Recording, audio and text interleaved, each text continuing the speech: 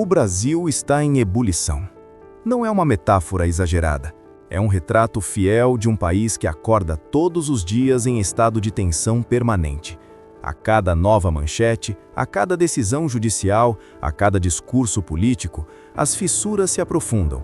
Famílias se dividem, amizades se rompem, conversas simples se transformam em debates acalorados. A política deixou de ser um tema distante e passou a habitar a mesa do café, o grupo da família, o ambiente de trabalho. Nesse cenário de choques constantes, surge um ato que desafia a lógica tradicional da política institucional. Um gesto que foge dos gabinetes, dos microfones oficiais e dos discursos ensaiados.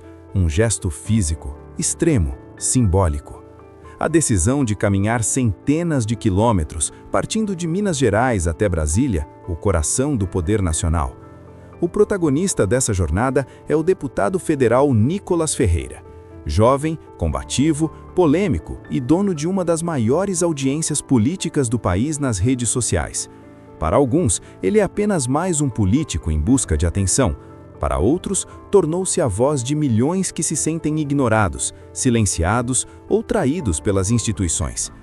Mas o que realmente levou Nicolas Ferreira a colocar o próprio corpo à prova e iniciar uma caminhada que mistura a exaustão física, risco real e altíssimo simbolismo político?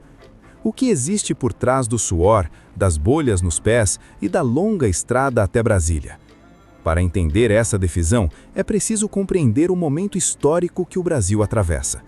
A nação assiste, atônita, a uma escalada contínua de discursos inflamados, manifestações populares e embates institucionais que parecem não ter fim.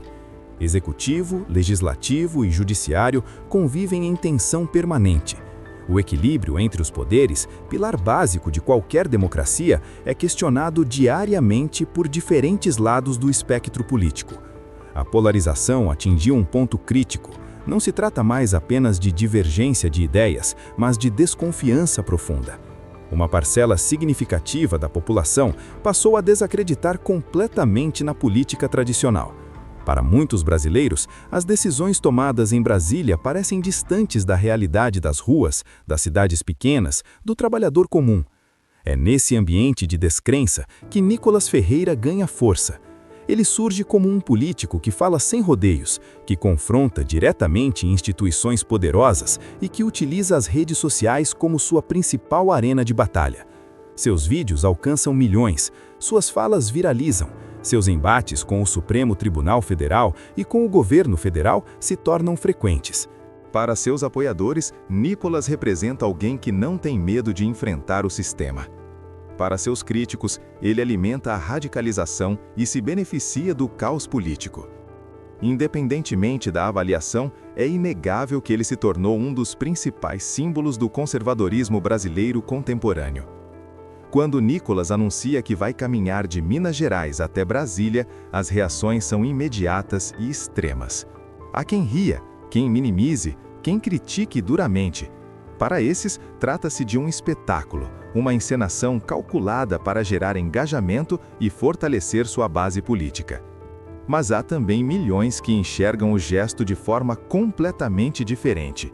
Para eles, a caminhada não é teatro, é resistência, é coragem, é um protesto silencioso que grita mais alto do que qualquer discurso feito em plenário. Um ato que rompe com o conforto do cargo político e leva a insatisfação diretamente para a estrada. A pergunta que paira no ar é inevitável. Por que chegar a esse ponto? A resposta começa em uma sequência de eventos que marcaram profundamente o país, especialmente após os acontecimentos de 8 de janeiro de 2023. Naquele dia, o Brasil viveu uma das cenas mais traumáticas de sua história recente. A invasão e depredação das sedes dos três poderes em Brasília chocaram o mundo e resultaram em uma resposta dura do Estado. Centenas de pessoas foram presas, investigadas e condenadas. Para uma grande parcela da sociedade, tratava-se de uma reação necessária para proteger a democracia. Para Nicolas Ferreira e seus aliados políticos, porém, algo saiu do eixo. Segundo o deputado, houve prisões em massa, sem a devida individualização de condutas, penas desproporcionais e decisões judiciais que ultrapassaram limites constitucionais. Ele passou a afirmar publicamente que muitas pessoas estavam sendo punidas não por crimes comprovados, mas por suas posições políticas. Esse discurso encontrou eco em milhões de brasileiros que passaram a enxergar o judiciário não mais como um árbitro neutro, mas como um ator político ativo. A crítica ao Supremo Tribunal Federal se intensificou. Nicolas passou a acusar ministros de extrapolarem suas funções, de legislarem por meio de decisões e de concentrarem poder em um nível perigoso para a democracia. A caminhada, então, surge como o ápice de uma insatisfação que vinha se acumulando há meses. Não é um capricho repentino, é o resultado de uma soma explosiva de ideologia, posicionamentos públicos, embates institucionais e pressão de uma base que exige atitudes cada vez mais contundentes. Ao decidir sair de Minas Gerais a pé, Nicolas constrói uma narrativa poderosa. Minas não é apenas um estado, é um símbolo político. Historicamente conhecido como o fiel da balança eleitoral, Minas representa o Brasil médio, o Brasil que observa, pondera e decide. Sair de Minas em direção a Brasília é, simbolicamente, levar a voz do povo até o centro do poder. Cada quilômetro percorrido passa a carregar um significado. Cada passo vira uma mensagem. Não se trata apenas de chegar a Brasília, mas de mostrar o caminho, de expor a distância, não apenas geográfica, mas simbólica, entre o cidadão comum e as decisões tomadas nos corredores do poder. Durante a caminhada, o deputado enfrenta o cansaço, o sol forte, a chuva, as dores físicas, mas também encontra apoiadores pelo caminho. Pessoas simples que param, oferecem água, fazem orações, tiram fotos.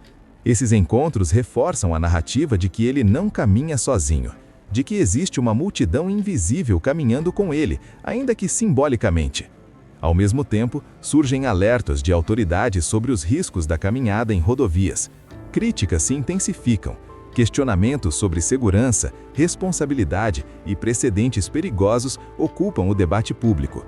Ainda assim, Nicolas segue.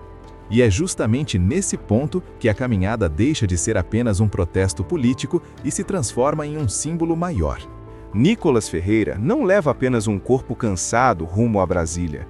Ele carrega a fúria de uma parcela da população que se sente traída. Carrega a esperança de quem acredita que ainda é possível confrontar o sistema.